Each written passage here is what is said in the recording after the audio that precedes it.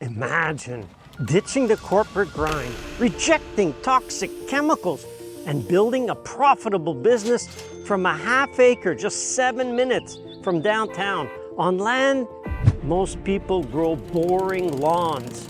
What if I told you one man has cracked the code, turning his yard into a booming nursery, pulling in a real living and amassing tens of thousands of devoted followers who trust his advice? He's a plant whisperer who's quietly revolutionizing how we grow our food. And after 18 years of trial, error, and pure grit, he's sharing his top 4 propagation secrets that could change everything for you. In this video, we dive deep into Sean Dembrosky's Edible Acres, a permaculture paradise that's defying Big Ag's poison playbook. He'll even show you how you can make a healthy part-time income in your driveway in the space of 1 car. We're about 2 miles from downtown Ithaca, and this site with Sean Dembrosky, Edible Acres, is really well put. It's not even acres here.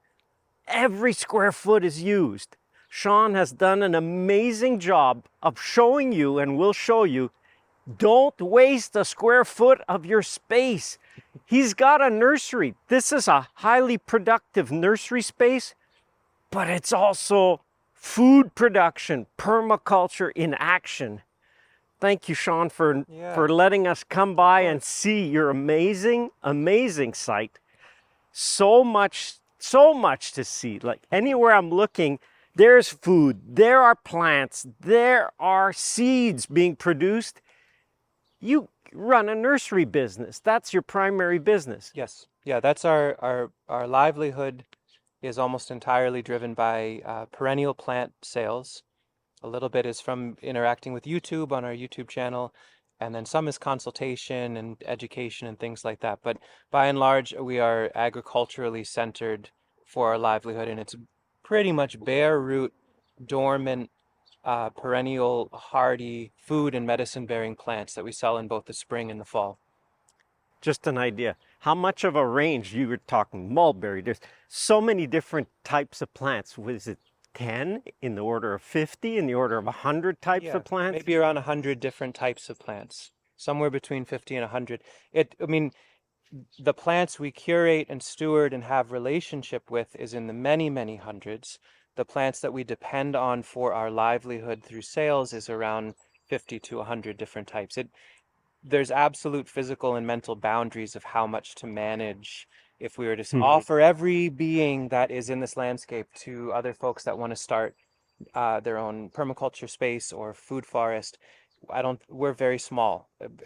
We're a few people working together, and we don't have big equipment, we don't have coolers, we don't have infrastructure. And so we have to find the balance of what we can offer in that little window of the fall and the spring in the Northeast, where between first frost and hard freeze, a lot has to happen. So over the years, we're learning how to manage that and find that balance. But if somebody were to reach out and say, hey, what about native bee balm? We can say yes to that. Or I'm looking for marshmallow. Do you have that? We can say yes to that. So folks can reach out and ask for their specific things, and we can generally say yes. One of the things that's an important point, if you're looking for some plants, the great thing is, as he said, hundreds of types of plants on trial, being tested, have been tested, and maybe 50 to 100 are sold.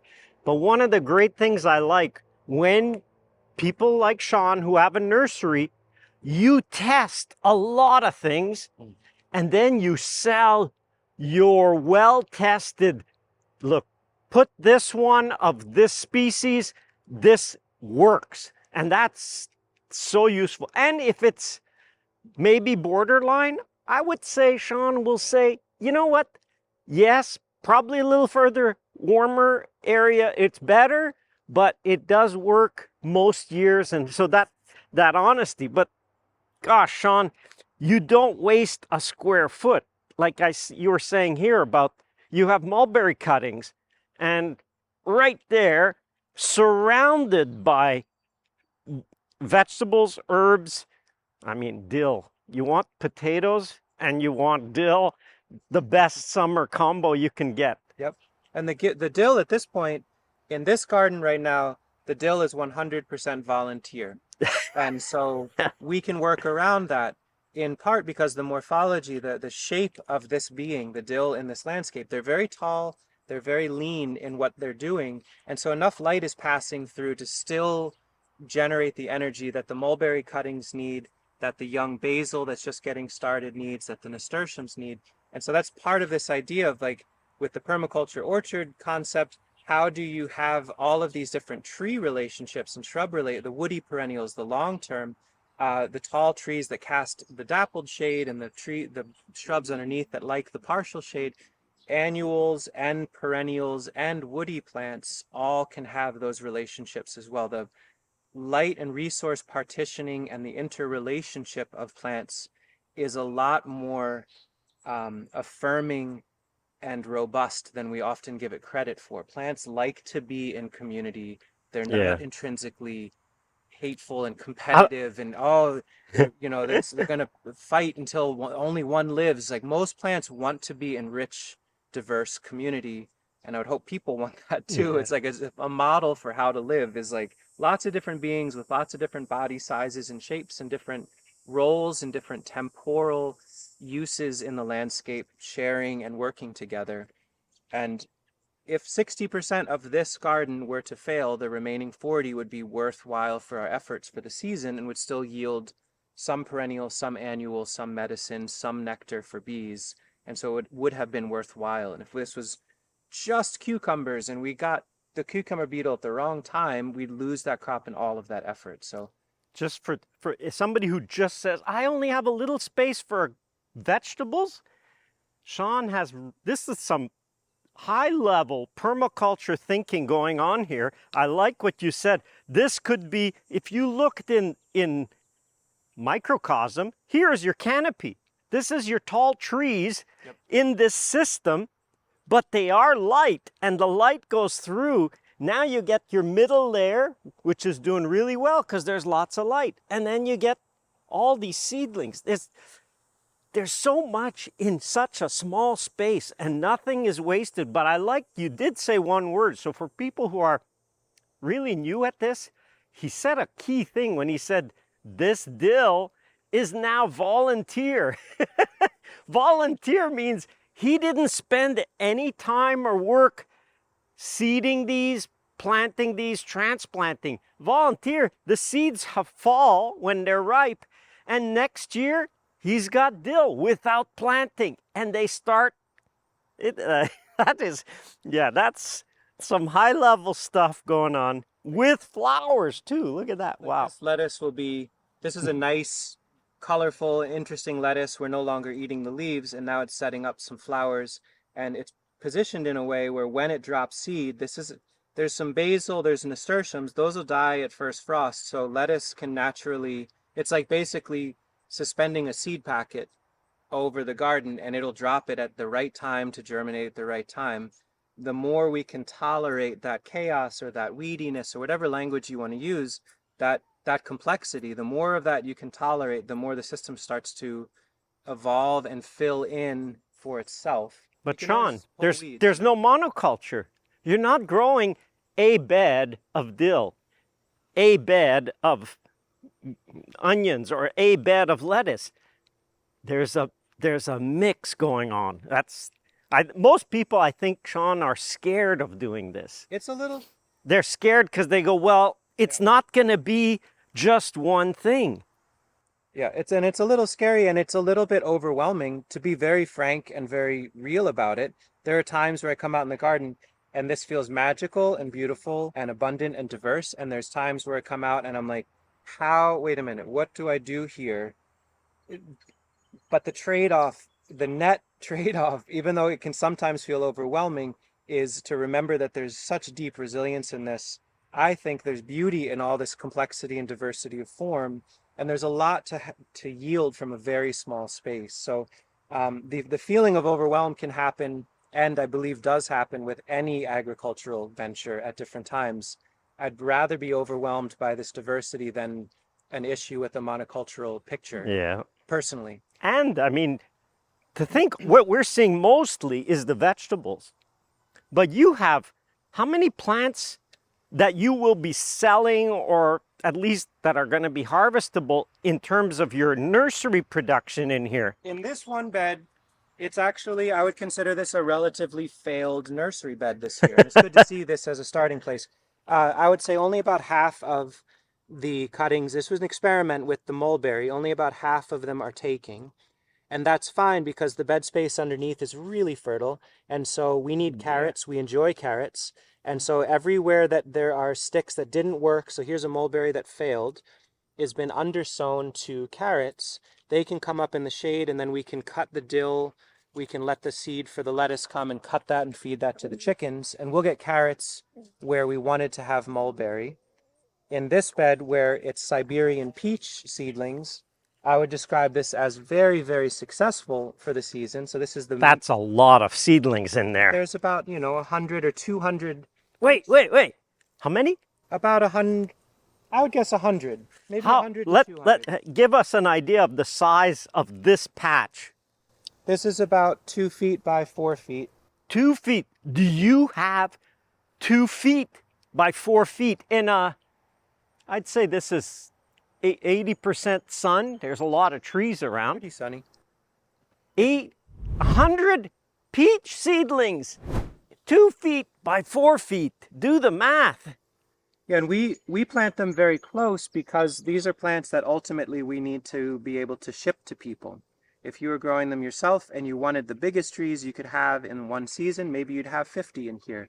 That's still a lot. If you had, in total, let's say you have a 1/4 acre of land, and you dedicate a very small amount of 20 to 100 square feet worth of garden space to the idea of planting peach seeds or planting cuttings from currants or cuttings from elderberry, that would be enough to populate your whole landscape. And it still holds the option here. So we have poppies that are finishing up. They'll drop their seed to replace the peaches later. We've got beans, so these are bush beans, so we'll get some nitrogen fixation to fuel the peach growth, but also beans for us. And then again, carrots, because here we are close to August. Yeah. And so thoughts of our winter sustenance. So this is our financial sustenance, that's important. But if we did only nursery production and then use that money to go buy our food, I wouldn't feel great about that. So our food is growing underneath these trees. They'll leave this fall, or they'll leave in the spring, but they're not here. We clearly won't be growing 100 peaches forever here. But these are very special. They're zone 3, zone 4 hardy peaches. They make a very small, hard peach, which sounds uncompelling, but it crops in late fall. It's at the end of September. Oh, wow. Okay. And extremely disease resistant, and they only get about 8 to 10 feet tall. Wow. So what's the name of this? It's Siberian C. Okay. It's a rootstock used in Alaska for peaches, for dwarfing peach stock. But on its own, the peaches are hard, but if you let them rest on a counter or in a bag, they ripen to about the best flavor of peach I've ever had, and it's at fall equinox. Wow. And so to me, these are really special, and not too many nurseries offer these, so we can do this, and we'll sell these at prices that are lower than conventional nurseries. Because they're integrated in our system and there's enough of it happening, we're meeting our financial need without having it need to be at organic prices. So we can undercut some nurseries that use a tremendous amount of pesticides and herbicides and plastic. We can actually do it cheaper than them. So this is a microcosm of really what I see everywhere. And it's an amazing example because for most people, 100 seedling peach trees, that would already be a serious orchard. Hopefully, please, you wouldn't plant 100 peach trees in a monoculture. Like that's, I don't know. Great. You're on the wrong channel if that's what you're aiming to do. But you see, the equivalent of 4 feet by 4 feet, which you could put, honestly, you could put this on a balcony in the city and start 25 seedling trees like this with some vegetable production. For people who say, oh, one day I'd like to do that, but, hey, get off your butt and and do something like this. You could put in a foot of potting soil on a balcony in the city and start your future orchard. Sean, you were saying before, examples of somebody who did something like that and then they didn't find a place. They were saying, oh, I'd like to do it, but you know what? I have my trees now, but I didn't find a place yet. Then what? Well, so if let's say somebody, and we'll show some examples of containers that can grow and then they're portable and ready to move to a new location or to be sold. Let's say your hope is to find land by the fall or the next spring. You're growing all these plants and it doesn't manifest. The worst case scenario is you have all these trees. Yeah. You can gift to friends and family if you choose. You can wild plant in your neighborhood if that's what you choose. You can go on Facebook Marketplace, Kijiji, right, up in Canada, Craigslist, things along that line, and you can sell them. We trade a lot of our plants for things like dairy, for meat, for resources, fencing, all sorts of materials we need, labor. And so these beings are intrinsically extremely valuable and worth having a deep relationship with. And whether they go into your land or someone else's, if they're liberated for financial stuff or if they're traded, that they get to grow from seed, they get to have all this genetic diversity, this resilience, this openness, and they leave into your community, or you ship, maybe you start an Etsy site and you're selling a few of them. Maybe 10 of them fit at your family's land and the remaining are sold and they cover your cost of doing the whole project and buying your seed and a little bit of extra money to go out to eat or pay for groceries. Or maybe it's a movement towards that's your livelihood, is actually being a nursery someday. That's wonderful. But it holds the option of a ton of pathways. And the lifetime of these peaches represents thousands, if not hundreds of thousands of peaches, and each seed being another one of these fractals of more growth of these beings. So let's just run some math. 100 trees planted out. Each tree will produce easily 100 peaches. Multiple. Annually, yeah. Once they're up to speed, 5 years on. Yeah. They're fast to get there. Yeah, 100 or more. Yeah. So you get 100 times 100. What are you up to? And those seeds, like you say, if you process them and you dry the peaches or you, whatever, jam, peach jam, and then you use the seed, the nature is so abundant. And what I'm looking is, there's not a single one of these peaches that has insect or disease issues. And that's not negligible because so many times plants are produced monoculture production and then sprayed for the insects, sprayed for the disease.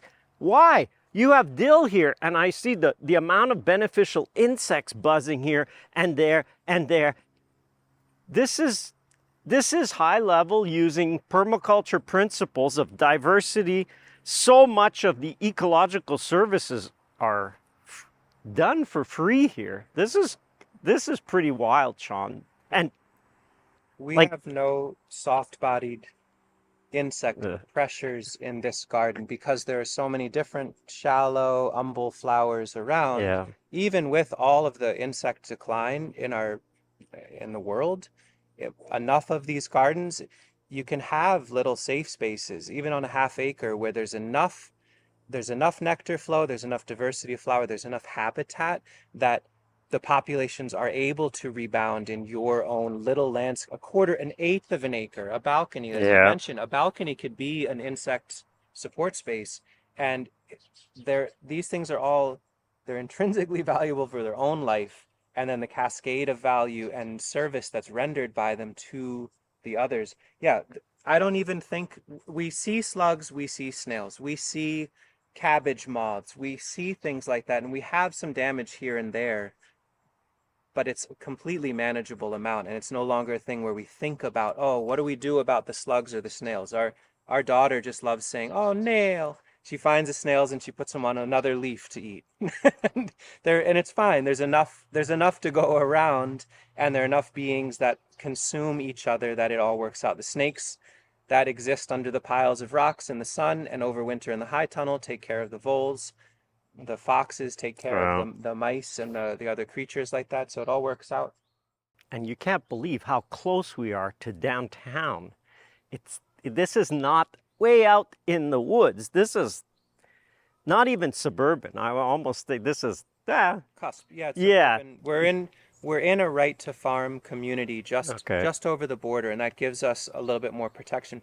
But also having, we can look at the vegetative boundary of the landscape is extremely thick, in part to not to hide, but to make for folks that may or may not enjoy this, and that's fine if that's the case, having a really good living boundary to the space that offers beauty but also offers a lot of privacy, I think opens up opportunity for things to happen on the interior that if we were really exposed and Well, very presenting to the public might be more challenging. crazy how much you have seedlings coming below your almost your ground cover in some places is vegetables. Yeah. Seedlings of lettuce, seedlings of carrots. Well, there's the unbreakable rule in nature that all soil must be covered by growing life.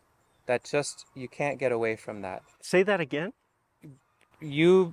Nature doesn't, well, nature abhors a vacuum is the thing, but Yeah. I like, everywhere must be covered. There has to be cloak and cover on the soil everywhere. And either you are facilitating that and stewarding and making, to the best of your ability, the decisions of what that cast of characters will be, or wild will do it. Either way is fine so long as the soil is covered. But as you noted, so like we just cleaned up, we had sweet peas growing here early in the season. They were pulled and the debris was fed to the chickens. And so here's this gentle north-facing slope, and we had lettuce seed that was ready to go. And so it becomes a bed of lettuce that I thought there were going to be beans climbing, but the beans didn't work out. We'll do cucumbers up this. The shade of the cucumbers will keep the lettuce relaxed until first frost, and then they can fill out and we can enjoy them in November. And you only arrive at that, just try it. Try. Don't be afraid, just try it. The worst case is, you know what? You can pull up because you have, honestly, you have 100 lettuce seedlings right there. These can go to the chickens. There you go. Or you could, it's a great place to do. Options are great. I think people underestimate how important it is to give yourself options. Yeah. And to recognize that there does not need to be some master plan or perfect design or absolute fully thought out before you begin. You can get seeds, packets of seeds. You can let plants bolt. Cilantro is a very easy plant to grow and makes tons and tons of seeds. So the option of like, I wonder what cilantro will be like under a young apple tree. I wonder how cilantro grows in between potato plants. If you let plants bolt, if you let your kale bolt, you have many dollars worth of seed that you didn't have to buy that you can then trial loosely everywhere. Let's say this lettuce, that's a great lettuce. Yeah. How many generations have you been just reseeding here now? Maybe 10 or so. 10 years. He bought seeds 10 years ago, let them go up to flowered and ripened seed, and there you go. And we still buy seed too. Okay. It's a mix, but like these are beans that a friend of ours gave, and they're really lovely green beans and a good dried bean. So now at this point we'll grow them out. And this lettuce, somebody gave us 4 of these plants, and not only did they do well, they tasted good, but they also wanted to naturalize, and the color is so unique to these that we're every single one of these lettuces we're letting bolt. We'll let a lot of the seed drop, and we'll try to save some of the seed. But we don't clean the seed, and we let it get very, very ripe. We wait for a sunny, dry day and just grab the seed with all the fluff and put it on a tray for a day or two and then dump it in some leftover bag. And in the meantime, a third of it or a quarter of it is just falling down. You have a seed bank of vegetables in your seed bank. I wouldn't be surprised if your seed bank has more vegetable than weedy plant. At this point, our compost that leaves the chicken yard is, we can look at examples, but when we dump it out, it's going to be sunflower, wheat, tomatoes, amaranth, lettuce, and kales. And that there's other things in there as well, but that's probably 90% of what spontaneously, when we dump a bucket of compost, that'll be the species matrix. And then we can weed that, or we can thumb in additionals. We can put in the summer squash and that kind of thing, but it's going to be that. And so we can let that be our cover crop and then selectively thin as we need to, or just let it grow and harvest it for everything. It's like the chicken poop. The chickens are able to process things and preserve the seeds that benefit them if they grow later, it seems. And so we just work with that when we can. Wow. I see more peaches. Or no, So this is a block seedling. of, Hascap. yeah, so, okay, we can zoom in a little. So this is a different type of propagating. These are Aurora hascap or honeyberry, Lonicera creolea, and these are planted, it's a little hard to see it now, but in the spring they were planted extremely steeply to the north. And then as they're growing, as the shoots are coming up, they're being stooled with compost so that each of these shoots can root into the compost. And so this is a clonal propagation flow. We do this. That's a really important technique on something. This isn't too hard to root, but in a way that's super easy and Yeah. super reliable, because once you've got them shooting up. And big, and Yeah. it's passive. Yeah. I've found, I'd love to hear how you propagate honeyberry hascap. I've found them pretty difficult to strike roots on both hardwood and softwood. I've heard from many people Oh, yeah? they're easy, but once we have some known, tundra or aurora or borealis, whatever, we'll plant them to the north with so the apical dominance that normally keeps them a single plant is shed, and all of these are, so this was 2 plants that were in here. Yeah, so basically it's like you take this one next year, or you replant it And laying down. yep, you can pin this down as well. Yeah. And every one And of every these, node will send out a shoot. That's what your line of plants is, a shoot. And because you're mounding, you're actually putting really nice compost. yes, They're going to root in this compost above the shoot. yep. So And then they can be snipped later on. I wouldn't do it now. No. We would lift them and divide again in November after a killing frost. But this is a way to actively encourage cloning propagation of high value named plants. So be aware of and be thoughtful around property, intellectual property or patents and things like that. That's something to be aware of. But when they're dormant, we can go under, pull the soil away, ask the question, have you rooted enough to be potted up or sold or distributed? If so, I can snip rather than digging, and then it'll reshoot. So this is how apple rootstock is produced at scale. They plant the plant, they grow, they hill them as though they're potatoes or sweet potato, just keep building with soil, sawdust, whatever way they're doing it. And then at dormancy, they cut everything out, leaving the roots intact, leaving the soil integrity intact, and then letting it resprout. So this is a nice way. Aurora is a particularly lovely cultivar. We want more in our own landscape.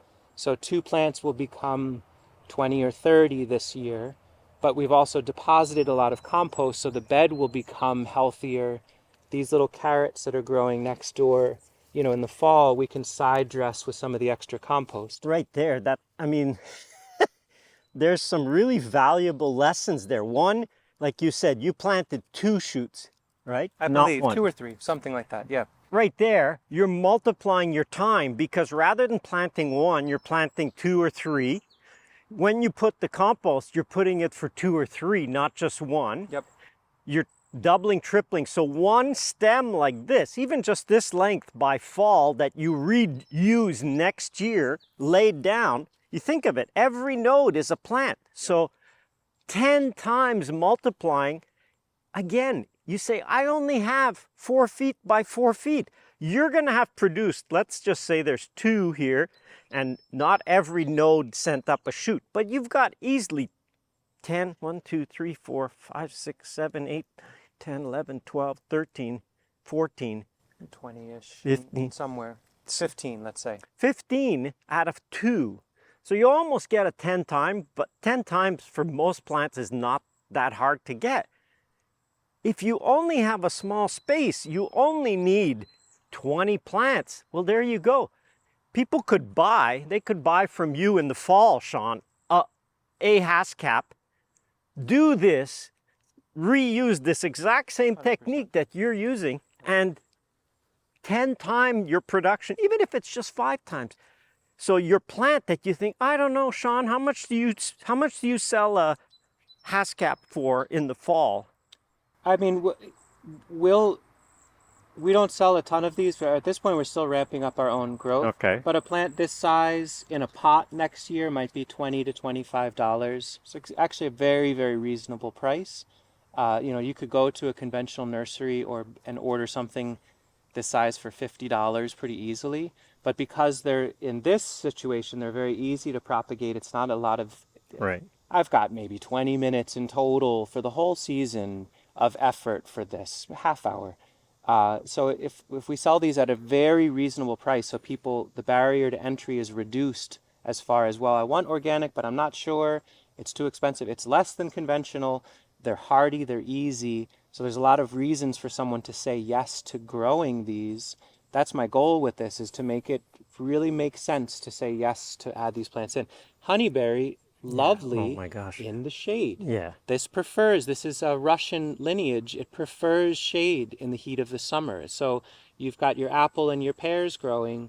These could be either between them, or they could be to the north by a few feet, and they would thrive and produce heavily in that context. So it's a lovely understory shade tolerant plant. And anywhere Japanese honeysuckle can grow, which is everywhere, these plants are capable of being in that space. And we've learned over time, and we can show examples, you can collect fruit and grow them from seed, and that really opens things up. Every plant's a little bit different then. And cloning is lovely. It's a great technique to have in your toolkit, and it's definitely not the only way to go. Seed-grown plants is truly the most open pathway, and having both available and acting on both. So those are plums from seed, every one a unique being. These are honeyberries from stool layer beds, everyone the same, both valuable, both important to have an understanding of, I think. But even just the economics, if somebody has the excuse, Sean, but it's expensive, I can't plant 50 of something. Right. Start with 2. 2 times 10, you're up to 20. In 1 year, you could take another one. Now you've got the potential to go from 20 to 200. But simple propagation, you're using probably most of the whole range of propagation techniques. You do seeding of fruit, you do cloning by layering, basically. I've seen on your, you really go check out his channel, Edible Acres. There's so many. I'm using your technique of propagating under a bubbler with willow. I've used willow water before, but the idea of putting them, it's basically mimicking this system of having plants in close interaction and having the willow next to a cutting of something that can be harder to root. Yeah. If you get the stimulation, you get good aeration. Yeah, great techniques, loads of them too. And something you'll notice, maybe people are detecting this, but it seems important to call out. You're not seeing a plastic use in this space for mulch. You're not seeing, but I'm just telling, there's no chemical fertilizers, there's no synthetic fertilizer. Clearly, there's no pesticides or herbicides. They're not even remotely necessary. There's not even irrigation. So we can look at it if there's interest, but we have systems where we collect rainwater off of roof surfaces and store that in cisterns with float valves. So this gets hand watered, and that's about it. So it's what I'm getting at is the complexity, the cost, the technique. None of that is that.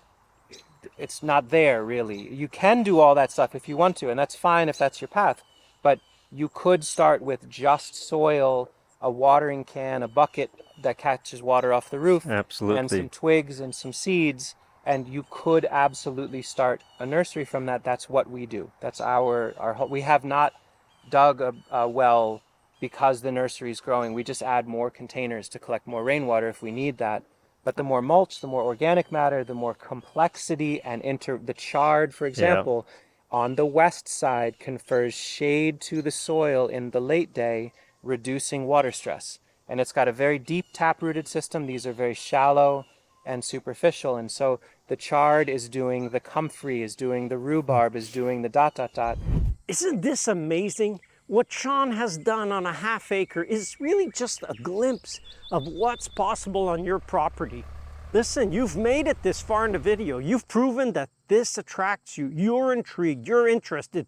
You're probably dreaming of growing some or most of your food on your property. And dreams do come true if you do what Sean did. You take action and you're willing to learn. So that's why we created the Permaculture Orchard Masterclass, which combines my 30 years of experience and is designed to save you time and money and has you covered from beginning to end of the process. So you can experience your own permaculture orchard, because dreams do become reality if you take action. So click the link below and start your journey with us today. And then we can harvest and eat or feed to the chickens. All of these relationships are very straightforward. Like the carrots, again, on the east, so that they can capture morning light, and these these offer some shade in the late day so they don't dry out. You know, for most people who, they may have a vegetable area, you can absolutely start an orchard in your vegetables. Like that's what's going, this is the amount of plants that he's producing here in among the vegetables, or is it the vegetables in among the nursery? It doesn't matter. The point is you're producing food while you're producing your future nursery or your future orchard, because there's, I mean, there's a lot of plants being produced in a small space. You cannot give the excuse that I don't have the space. I mean, just as one example, something for folks to consider is, what would it look like this late summer, early fall? Go to your orchard or another like organic orchard that's got beautiful diversity of apples, pears, as an example. Find an apple you particularly love the flavor of, buy or trade, get a nice amount, enjoy the apples, save all the cores, and simply take one of your garden beds and dig a little trough in the middle and lay in all the cores that you, your family, your friends just gorged on. You made applesauce, cider, whatever it's going to be. Bury all of those cores, put a little soil on top, put a tag on the north end or something. And a wire screen. And a wire screen, or see what happens. Sometimes, like, you know, with enough, but what I'm saying is, like, the waste of those apples that you've enjoyed, what does it look like to plant them out? And of course, every apple is going to be different, but that's a path, that's one of the million ways. Hey, a hazelnut bush on the side of the road. Let's collect those nuts, bury them in and amongst our garlic planting. That works quite well. Save them in sawdust, and we can talk about that. You have a lot of close associations. I have to admit, I used to, even before starting with YouTube, I used to advocate don't plant the seeds. Because you won't get the exact same thing. And that's often people's impression. And it's true for many, at least the more complex, the higher diversity ones, you won't get the same. Right. But, it's always the but, you can get something better. It really kind of depends, as he says, where you get the seeds from. If you're getting them from a block in a monoculture, that tree has been pollinated by maybe one other cultivar only. So you get those two as the parents. But I mean, in our orchard, I don't know, out of 60 types of apples, you'll probably have gotten the possibility of at least 40 were ripe at the same time in flower. So you can have who knows what combination. And if you want to experiment, if you want to try something, if you want to do, I like Mark Shepard's technique where he'll let them grow up, and above the first whirl of branches, he'll graft something that he does know. And that's a whole other technique for propagating, but he'll graft above it. So he'll get something more predictable, but he leaves two branches at the bottom to see, because that's a seedling tree. And you might get something that then you take, well, that's better adapted to your site. Let's use that. And now you get, geez, having, you know, an edible acre peach. Like, why not? You can get that when you're using seedlings. There's another whole bed with what, 50? Yeah, 50 to 100. Those are American plums. And that's just to speak to that for a moment around the diversity and like to graft instead of growing from seed. something to consider. This is like a sentiment that really gels for me is the question of the quality. If you using the example of the apple, there's a common phrase where they say, if you grow an apple from seed, only 1 in 10,000 will be edible. That's what I used. That's what I used to say, Yeah. because that's what I had heard and learned and read and. Right, which is I think patentedly untrue. Yeah. What, but it could be only 1 in 10,000 is going to be worthy of a named cultivar that will hit general public and become popular. Right. So what is your sensibility and goal and aesthetic? If you're saying I want to breed the next gold rush and it has to be the most superlative, perfect, blemish-free, disease-resistant apple, you're extremely low odds of hitting that. If you're to articulate, I would like to grow trees from seed that will produce shade, hold soil together, provide habitat for lots of different creatures, can feed my animals definitively, can probably be a pretty palatable apple for my family. I'm also interested in making hard cider. I'm interested in vinegar. Then 9,000 out of 9,001 are going to meet those criteria. And then when you fold in, I'm comfortable planting them. If they're not really going to do it for us, it's small, it's hard, it doesn't taste good, wonderful. You've got a robust tree above deer browse at that point that you can then do 6 different grafts. You put your John of Gold, your Gold, put everybody else on there and switch them over. And so then to my mind, it's like starting with the seed, it's the most egalitarian, the most accessible. You can truly get rotten apples from behind, like in a dumpster, and grow them, and then have lots of pathways. You can always cut them for firewood. You can use them. I want a wood to smoke meat with in 10 years. Cool. Any apple will do for that, right? Absolutely. So you just open up what your sensibility is and keep that wider, and all of a sudden the things you're doing can be more diverse, and it still works. And you can suggest and plant that idea in others too. Like, I sell seedling apples, and that's my stories. And some people will I'm looking for John of Gold. Okay, cool. That's not us. But I'd like to maybe graft later on. That's an apple tree. Yeah. And that's a big one. That one tree is the reason we don't own an air conditioner. So if you say I'd like to grow an apple from seed that my children will no longer need an air conditioner, that's a good genetic line for that. The fruit is smaller than blueberries, but the cedar waxwings, there's like 10 different rounds of birds that from February through April visit that tree. It's like a cultural heritage site for these birds, and it makes copious amounts of seedlings. We plant them on the boundaries of the property and eventually start grafting them to other, like all of the cultivar apples we have in this are seedlings of that tree that volunteered exactly where they were, and when they were big enough were moved over to margil and chestnut crab and different cultivars so we can do scion wood, and they grow huge, a little too fast, a little big. Yeah, well, I think that is an element, especially you're in such high deer pressure region here. Yep. I mean, we can't compare that. We just don't have that kind of pressure, but you can even have the feature of them being thorny. Apples can be thorny, and if you're in an area where, you know what, the only apple seedling that will get beyond deer reach are the thorny ones, you can let it be thorny to 7 feet and then graft onto it. And the deer will never bother it, and you can multi-graft it. You could put 40 different if it's, I mean, once you get familiar with techniques and like you said, open your eyes on the scope of possibilities and what you want out of it. Yeah. Boy. The more latitude and broadness that you can bring to what your goals could be. Or you have goals that are very wide in how they can be met. The wider you can be satisfied with what comes of your situation, the easier it all gets. And the more you hone in on it, it needs to do this in the next 90 days, the more nature feels as though it's a point of strife and antagonism. The more it's like, I want to learn, I want to see, I'd love if this, but also if that, and also if that, the more it becomes like you're in a fast-moving waterway. You can steer a little bit, but you like going down that river.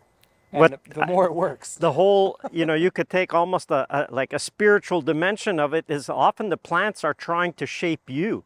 Mm-hmm. And you might say, this is happening to me. No, it's not happening to you. It's happening for you. They're there to try to teach you something, to try. Like, I'm amazed. Your plants are so clean. There's clean in the sense of, if you looked at production where there's insect or disease, forget it.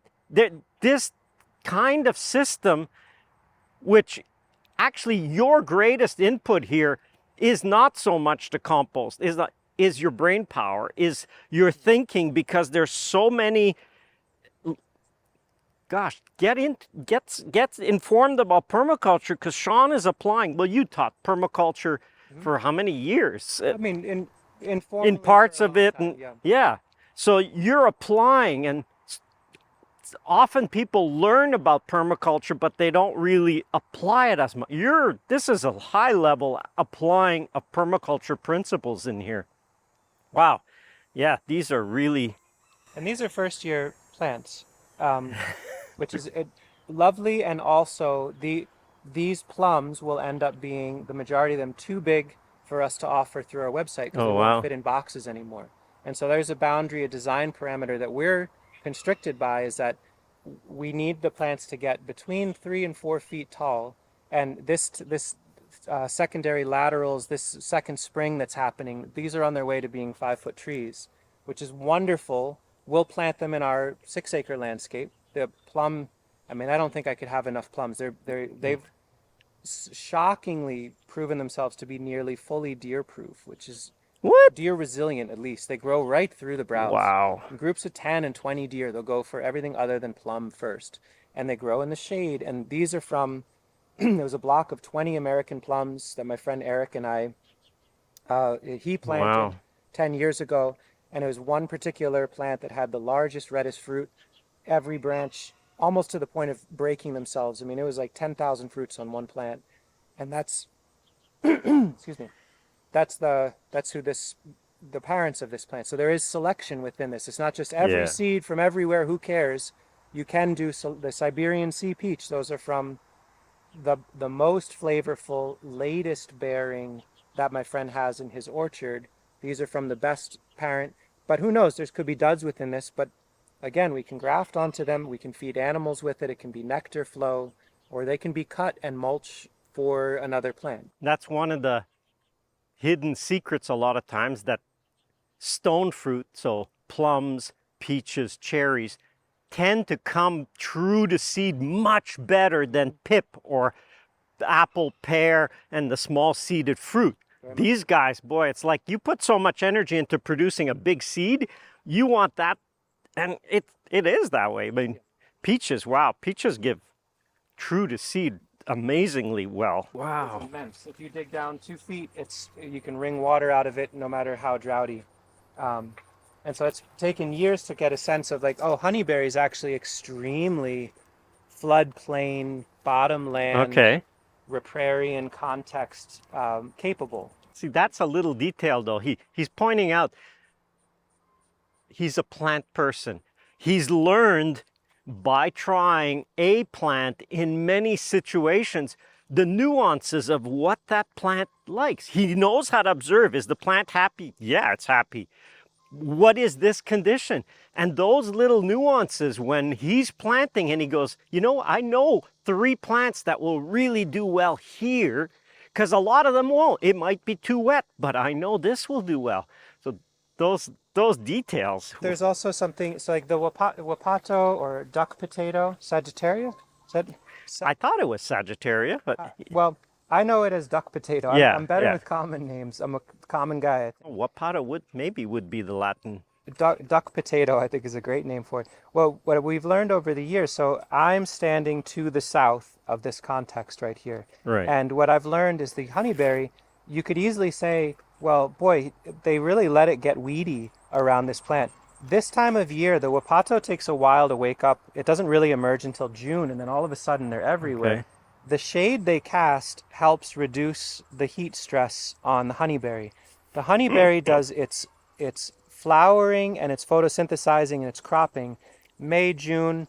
By July, it's sitting still, just waiting for dormancy. It doesn't want to grow anymore. It's just stress. So willow and wapato growing to the south, conferring shade as the season progresses and the heat accumulates. August, September can be punishingly hot and dry here. That actually keeps these plants healthy. Come here in May and it'll feel like we keep it really well weeded. It's just honeyberry. And then the weediness, but the late season shade conferring allies show up. They penetrate through because they've got the arrow shape to poke through. They're very good at just poking through earth and plants and everything. And I can always cut them with a scythe and feed them. But what could be on the surface considered a weediness is actually a light and temporal relationship that we didn't even, it wasn't a design of, oh, it must go here. It was like, oh, the Wapato's getting really weedy in the honeyberry, but it doesn't happen till late June, July. And it feels like the plants that have the weediness are actually more relaxed, greener, they drop their leaves later than the plants that are getting the full sun. Let's do less work and let this be a thing. This willow showed back up. I didn't plant this willow or this willow. They were fragments from when we had willows in a bed here. They're extremely welcome. And okay, you're getting too tall. That's fine. Great. Let's snip you. And we'll feed that to some bare soil in a little air prune box and mulch that up. You know, it's all malleable. And I think going with the default that all plants are potential, extremely rich, lovely allies, it's on us to figure out who they are, what they're doing, and how we want to relate to that. If you don't want to do that, you don't have to, but the more you're willing and capable of doing that, the more of these novel relationships will reveal themselves, and often they're more beneficial than, you know, this feels annoying in some ways, but it's also really wonderful, so it really works. Interesting when you say the word reveal themselves. That comes from, Sean's got a very sharpened sense of observation, where he observes relationships, he observes reaction. He can tell the plant he can see by the plant what it's doing, what it likes. And that doesn't happen right away. I mean, we have a course just on observation to teach you how to work towards that. I mean, that didn't happen like that for you. You acquire it with time by practicing certain skills. Like one of the things I see I'd never noticed on these, but 90% plus of the leaves are really oriented to the sun here. It's almost like compass plant. I wonder if they rotate during the day. Maybe, yeah. That would be an interesting time lapse because you would see all the leaves turning, but most of them are turned towards the sun right now. And that's a big solar capture. Yeah. Well, it's something to note on that. So the idea of observation and learning all that, a layer to this, and I really want to credit my wife Sasha in particular for this, is her lens, the language she uses around describing plants and animals is very much not elevating, but like bringing them to our, like personifying and using like they're not things we do things to or that are there. They are beings that we're interacting with and we're having this relationship. If we start and stay within that idea that until proven otherwise, every being you're interacting in the natural world is quite possibly really lovely and really useful and really deserves to be there. If we start with that, and then maybe we get to a place of like, oh, yikes, they're actually over time proving to be a little too aggressive, bindweeds a little bit much, to be like, wow, just everywhere it wants to grow. There's a check and balance there. Right. But starting with, who are you? I wonder what you're up to. You seem beautiful. You're interesting. Not like, when did you get here? What's wrong? Wait, you're not who I wanted. If you start with that, then the likelihood of learning more about them is way higher. There's a little bit of contrast between monoculture, especially row cropping agriculture, where I am growing this plant, everything else is the enemy, and we will destroy everything in that scorched earth of it's. Right. That's two completely different ends of a spectrum. But to confer or to make sure to articulate in particular, the lens through which you look at the plants dictates how easily and how readily that plant awareness will grow. If you're starting with, I'm interested in who you are, I want to know your name, I'm interested in knowing where you come from, not because you're legal or illegal, but because what was your original where did you thrive originally? Are you thriving excessively here now? What does that mean? We're deficient in this, or we need this other being that is closer to here from their original story. And like, this is a native plant. Minari, which is another plant that's very powerfully in this landscape, is a non-native plant. Wapato and Minari, over and over again, if we walk through this landscape, are so into each other. They grow with equal balance. One pushes, one pulls. The Wapato's going towards the Minari. They'll emerge up through them. And so Minari is illegal and invasive in some states. Wapato is revered and native in some states. And the two of them are actually in really deep interrelationship. Long lost buddies. Yeah. And with a scythe, it's absolute butter to cut through both to get our pathways back and feed that biomass to other plants. Calamus is another native, amazing, semi-aquatic wetland plant. It emerges right through either of them. And so it's really neat to see those plants. Like this was a ditch that grew rice for a few years, and now it's occupied by these very hardy wetland perennials from all these different backgrounds in a way that feels pretty balanced without tons of management. Growing rice for a few years. I mean, I have one example of people really underestimate how much plants want to please us. One example we had in our backyard was we have a lot of Dame's rocket grows quite easily naturally, and Dame's rocket comes in a range of colors. And we've had, I took seeds from plants that were white and plants that were flowering kind of pink and plants that were flowering almost towards reddish and others that were purple, and I seeded those plants. And my wife loves purple. Within 2 years, all we had is purple, and not because she weeded, she didn't. It's the plants could sense things that we totally miss, and they're just trying because it makes sense if you think of it. If a plant in some way could know what's in here, and you go, you know what, if I do this, Sean will be happy, and I'll get to grow, I'll get to multiply, I'll get to reproduce. My life is full, and that's my job here. And it makes sense for the plant survival to work with us and to try to please us. Yeah, and I think reciprocally, I feel an obligation, and in my own best interest and in the interest of the ecology I'm working within, to please the plants. Yeah. And to say, before I do anything to eradicate or erase or manage you or bring you down in this context, let's give you some time. I want to see what you're about.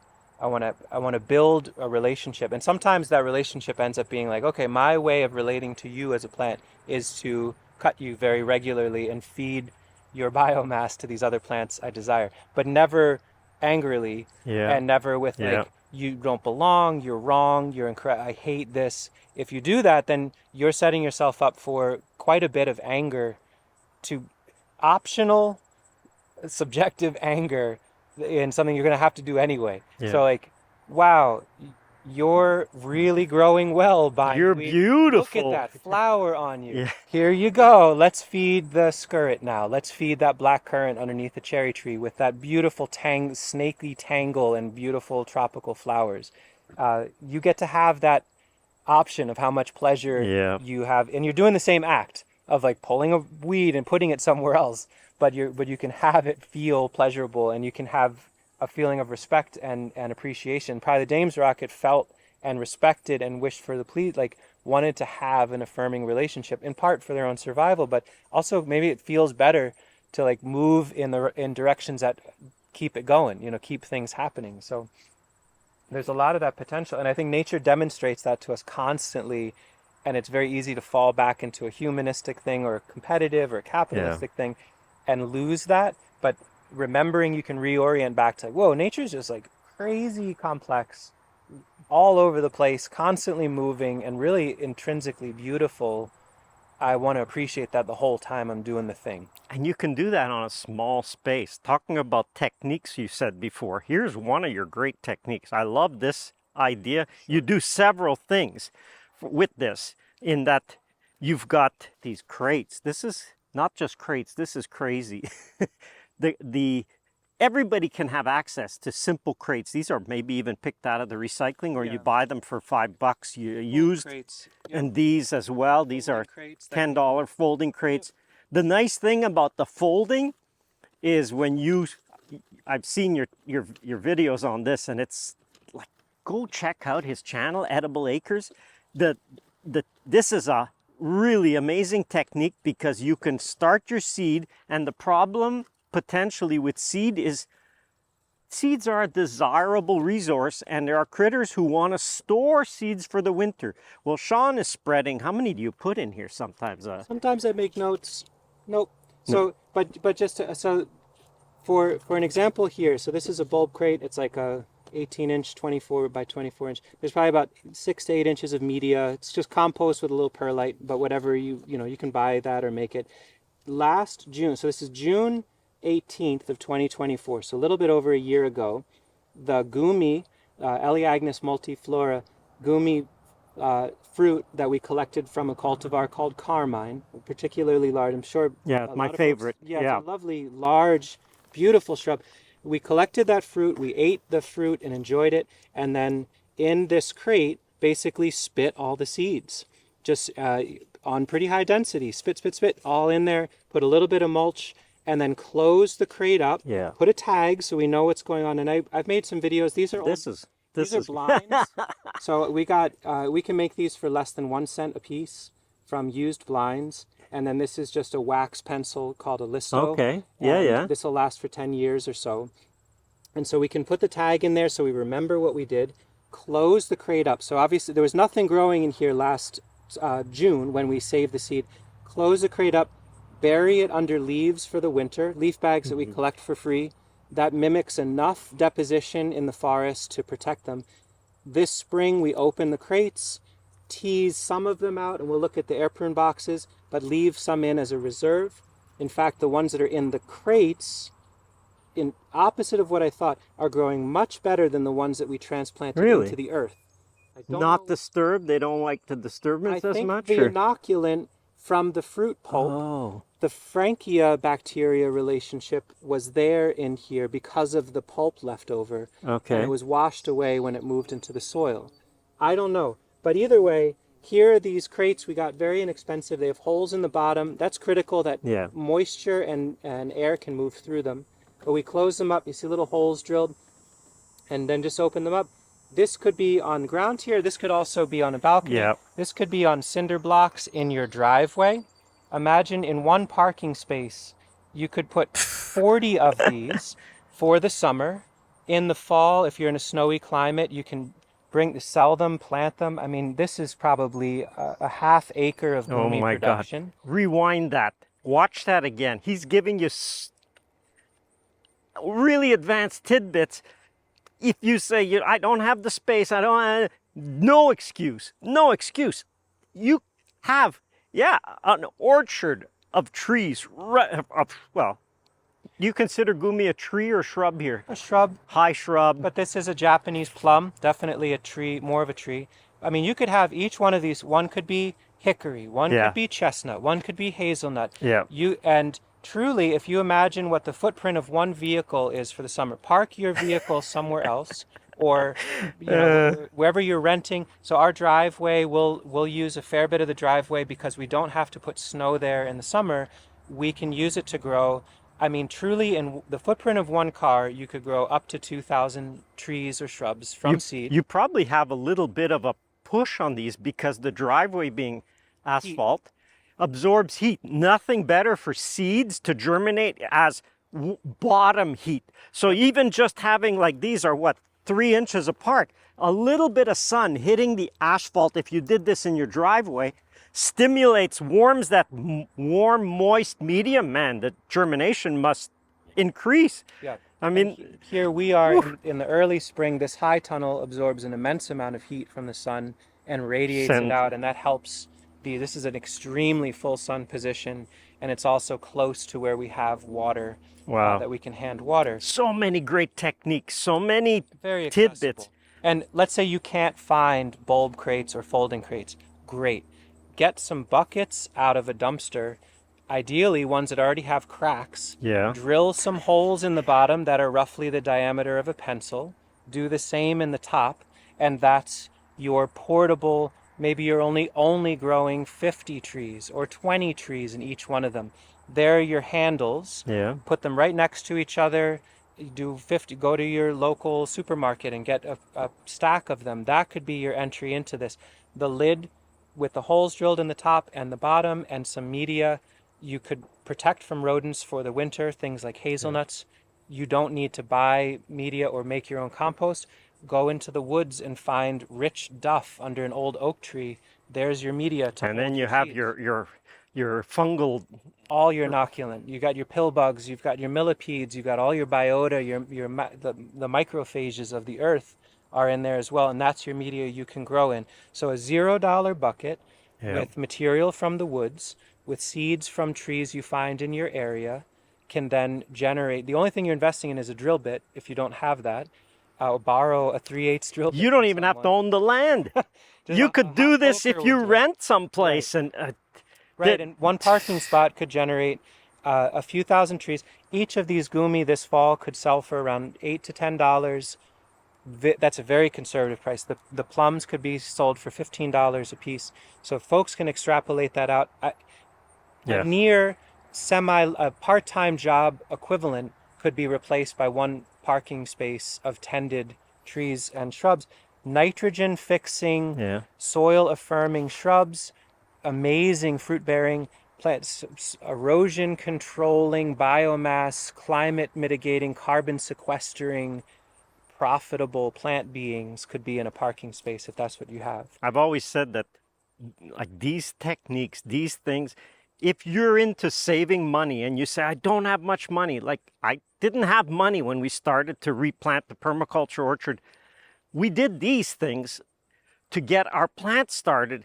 Per square foot, it is by far the highest money-making thing. And the time, it's not a daily thing, it's not a weekly thing, it's usually a seasonally thing. A little blitz in the fall, maybe, well, a blitz, like how long would it take you to open up your 12 crates? Just a few minutes, maybe a watering once every so. The time invested in having hundreds of plants is the highest reward. Like if you get 50 plants per crate at $10, it's an immense return for agriculture work. And for folks that have annual cropping systems, maybe they're running a CSA, they'd like to integrate they'd like to have black currants and thornless blackberry and maybe a row of sour cherries for their clients, their annual purchasing clients to have. That could be a revenue stream that in the spring, when they're offering up their first CSA shares, there's also available bare root plants, excess from what they've propagated. Those annual cropping systems can have those trees added to the middle of, especially if they're doing no-till, permanent raised bed systems on contour. You can still do all your beet production on either side in an open field, but have gumi growing to fix nitrogen. Or I mean, you could even use this system. Do you use this when you could do cuttings in here? 100%, yeah. Or let's go see your air root pruning beds. That's an even wilder technique. Sean, I just mentioned about, you call these your air root pruning beds. Yeah, air prune boxes. Yeah. This is using a few really, really great techniques. The idea of root pruning to stimulate side branching, just like if you pruned here, you stimulate side branches. The same happens underneath. So if you prune a root, you will send out roots coming out the bottom. But this isn't even better because it's a passive idea. You want to explain the overall design system of these root pruning beds? Yeah, and I'll touch on it in a very light way for folks that find this particularly compelling and would like to make these. I have made a series of videos. There's an air pruning playlist that shares everything about how we build these. I think there's definitely ways for folks to iterate and make these quite a bit better than they are, but it's a good place to start. This, getting something like a bucket and drilling holes, or this is definitely the place to begin if you're interested in this. But having this in your mind, so these are made out of black locust. You can use any rot-resistant lumber. They're very simple carpentry, and there's one box on the bottom. You can't really see it, but I can touch, and maybe you can see my hand here. There's a tiny Yeah. bit of a gap between the earth and the bottom of this box. It's suspended on some bricks or some rot-resistant wood. There's a metal mesh down here that holds the soil in, and so the entirety of this underneath, it doesn't have to be a foot or two. It can be as much space as it takes for air to move through. So very, very small, very, very cool under here. But the roots that penetrate down, down, down, down, down, they hit that air gap and they stop. They cauterize. It doesn't do it violently. It just stops them there, and it triggers the root system, as Stefan was saying, to get bushier. So rather than a single pencil thick tiny root that goes straight down, is very hard to transplant and almost inevitably will be cut before it's planted. It's as though it's cut, regrows until you have this extremely fibrous root ball that you dig a hole 1 shovel's depth, you put it in, spread the roots out, put some soil, and the plants are field ready quite a bit faster. So it's very, very useful as far as facilitating establishment in field grown positions. It also gives us the opportunity to put these cages around the top for plants that rodents, chipmunks and squirrels will carry away almost every chestnut seed.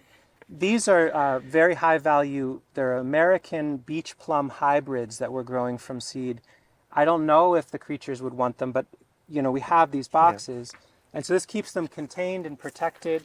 As long as we weed them thoroughly early in the season, they'll close canopy, and then they just need to be watered. If we don't get rain, you need to water them once a week, every other week. Less than an annual crop, for sure. But here's this beautiful hybrid plum. These are extremely low tannin bur oaks. This box was actually planted last fall and mulched with hay, and then they germinated and grew this spring. And then there's more of these high-value Siberian peach, as well as dwarf souring cherry. Each box has about 200 trees. Up on the knoll, we can go explore if you'd like to see that. There's another 16 of these. The vast majority of the trees that we sell will come from these air prune boxes. When the leaves drop, first killing frost, deep frost, everything's dormant, the leaves fully fall off. We take the lid off, we take each of the risers off, and we use our hands.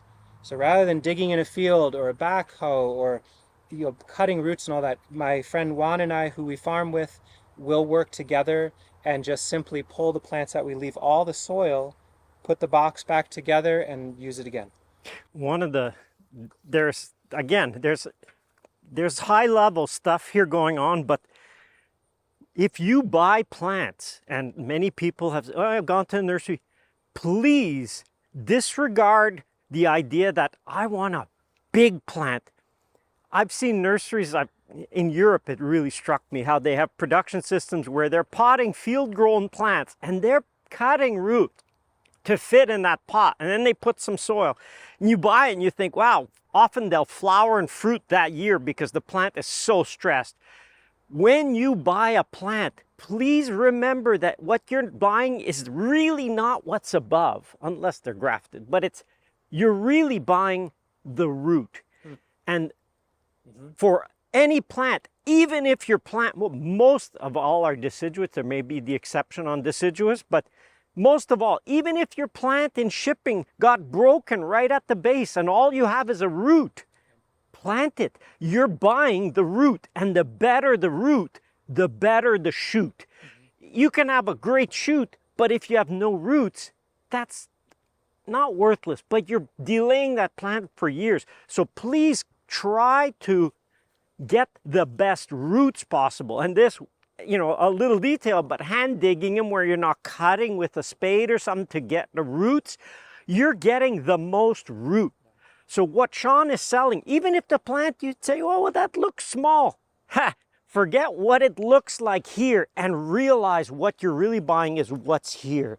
And that's the most valuable part, because you can come in and cut all your plants from Sean. They'll all shoot up, and in that year, they'll shoot up taller than what they were the next year. Yeah, and there's something to be said too, like, at the end of the season, we might have plants that are on offer that are a third or a quarter of the size of what you could get at the store, potentially, a quarter or to a tenth of the price. And so it feels like there's a sense of economy. Like, well, I'd rather spend a little bit more and be further ahead. If you could fast forward, I'd put money on this every time.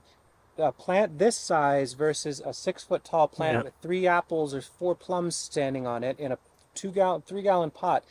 Let's look at those 5 years from now. Across the board, almost every single time, that the big tree you spent $100 for and took quite a while to dig, and you had drip irrigation, and you brought water every few days, and you put the stake and you had the ropes, is dead. Or is sitting still. And this is well over your head height. Well, Dr. Carl Whitcomb actually took that to the test, and they did studies from Oklahoma State where it was exactly that, the 5-year comparison. Plant trees this big, it's like, that's nothing, versus the $150, $250 tree that was a landscape tree planted. In 5 years, this is beyond the big one, and you saved a ton. Yep. And these are suckering and shooting up, and you can cut them, and because they're not grafting is wonderful. It has extremely high value applications, and I recognize that. And seedling grown, as you mentioned, voles get in and girdle 100% and it dies to the ground. You will just have a vigorous, that's a coppice event for this tree, and it will resprout sometimes with multi-shoots. You can thin or let it be a thicket so it's a little stronger. Especially the plums, I find we let them get browsed by rabbits, voles, and get cut to ground, and then there's a few more, it's thicker, and the base stem gets corkier. They're done being girdled by rabbits and voles. They're more of a dense shrub than a singular stem tree, and that's fine because we just shake whatever the form is, we shake it and pick stuff up off the ground anyway. So might as well let them enjoy and then grow. I would say rewind this, watch it again. The money saving, the time saving tips that Sean has given you here, it's incredible.